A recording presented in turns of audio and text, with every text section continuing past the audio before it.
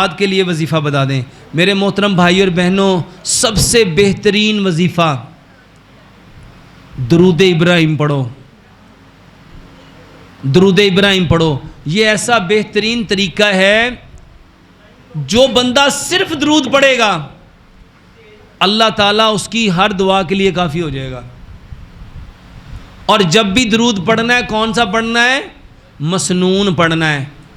یہ جو نماز میں پڑھتے ہیں اللہم صلی علی محمد وعلی آل محمد کما صلیت علی ابراہیم وعلی آل ابراہیم انک حمید مجید، اللہم بارک علی محمد وعلی آل محمد کما بارکت علی ابراہیم وعلی آل ابراہیم انک حمید مجید۔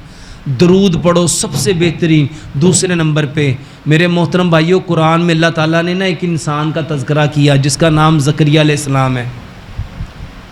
ان کی جب ہڈیاں کمزور ہو گئیں، ان کی بیوی بانجھ ہو گئی، ان کی عمر 100 سال سے اوپر ہو گئی، انہوں نے اللہ سے کہا یا اللہ مجھے وارث چاہیے، مجھے کیا چاہیے؟ وارث چاہیے۔ اللہ نے کہا ٹھیک ہے، تو نے پکارا ہے، تو نے مانگا، ہم تمہیں دیں گے۔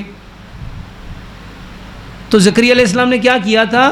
وَإِذْ نَدَا، اور جب انہوں نے پکارا تو اس کے لیے دعائیں مانگو۔ ابراہیم علیہ السلام نے بھی بیت اللہ کی دیواریں بناتے ہوئے کیا کہا تھا؟ مانگا تھا۔ تقدیر اگر کوئی چیز بدل سکتی ہے تو وہ دعا ہے، اور دعا کی قبولیت کا جو بہترین وقت ہے وہ تہجد ہے۔ 40 دن تہجد پڑھو، اللہ سے مانگو، انشاءاللہ اللہ تعالیٰ آپ کو اولاد دیں گے۔ اور ایک چیز اور سن لو،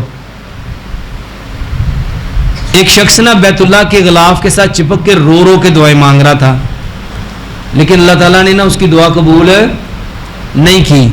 کیوں نہیں کی؟ اس کا بدن حرام کا، اس کا لباس حرام کا، اس کا کھانا حرام کا، اس کا پینا حرام کا، اس کا دیکھنا حرام کا۔ دعا قبول کرانا چاہتے ہو تو پہلے حرام چھوڑو، گناہ چھوڑو، توبہ کرو اور پاکیزگی کی طرف آؤ، اور پھر اللہ کو پکارو، انشاءاللہ اللہ آپ کی دعائیں سننے والا ہے۔